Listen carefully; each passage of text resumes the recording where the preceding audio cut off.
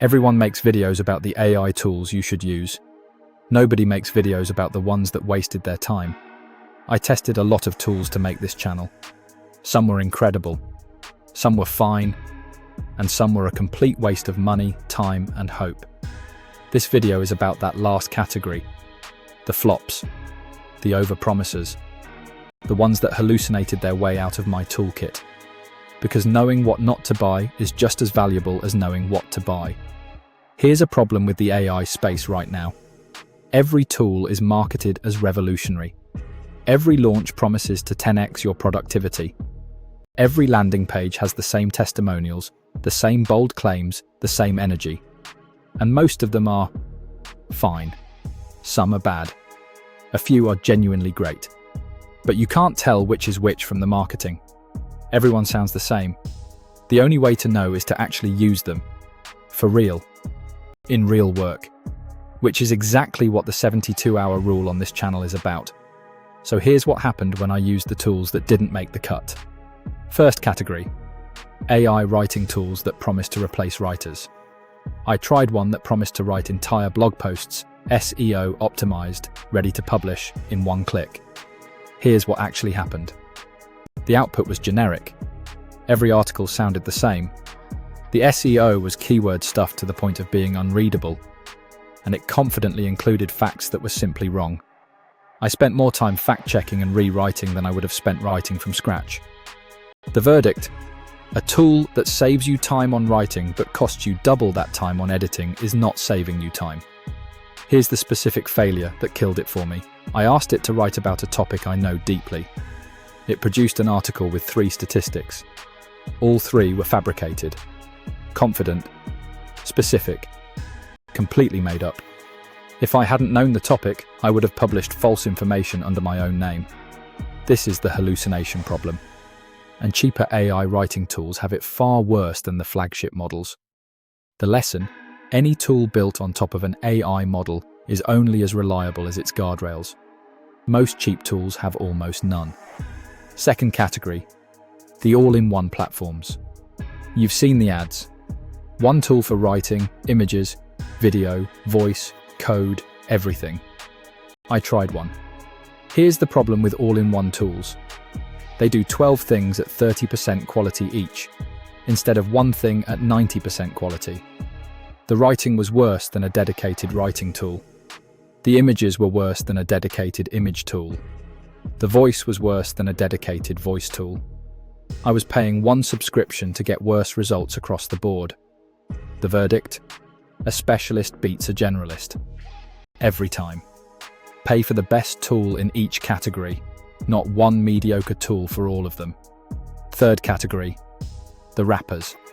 Some AI tools are just a nice interface sitting on top of a model you already have access to.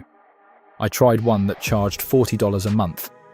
When I looked closely, it was doing exactly what I could do directly with Claude for $20, or free. It added a prettier interface and some templates. That's it. The verdict: before you pay for any AI tool, ask one question. Is this doing something the underlying model can't do on its own? Or is it just charging me for a nicer button? If it's just a nicer button, save your money. Fourth category, the unreliable ones. I tried an automation tool that looked incredible in the demo. In practice, it broke about every third run. Automations that fail silently are worse than no automation at all. You think a task is being handled. It isn't. You find out 3 weeks later when something important didn't happen. I spent more time debugging this tool than it saved me. The verdict: reliability matters more than features. A tool that does 3 things perfectly beats a tool that does 10 things unreliably. Fifth category, the overpriced. Some tools are genuinely good but priced completely out of proportion to their value. I tried one that cost $200 a month. It did its job well, but its job was something a $20 tool did at 85% quality. Was the extra 15% worth 10 times the price? For me, no. The verdict: good is not the same as worth it. Always ask whether the premium is proportional to the value. Often it isn't. After testing dozens of tools that didn't make the cut, I noticed a pattern. The tools that flopped all had one thing in common. They optimized for the demo, not the daily use. They looked amazing in a 2-minute video. They fell apart in a 2-week workflow. The magic of a demo is that it shows you the one thing the tool does well in ideal conditions, with cherry-picked inputs. Real work is not ideal conditions. Real work is messy, repetitive, and unforgiving. That gap between the demo and the daily use is exactly why the 72-hour rule exists. So how do you avoid wasting money the way I did? 5 signs a tool is going to flop. 1. The marketing focuses on what's possible, not what's typical. You could do X instead of here's X working reliably. 2. No free trial or a trial so short you can't really test it. Confident tools let you try them properly. 3. The reviews are all 5 stars or all 1 star, with nothing in between. Real tools have nuanced reviews. 4. It promises to replace an entire role. Tools that promise too much usually deliver too little. 5. It's an all-in-one that does everything. Specialists win.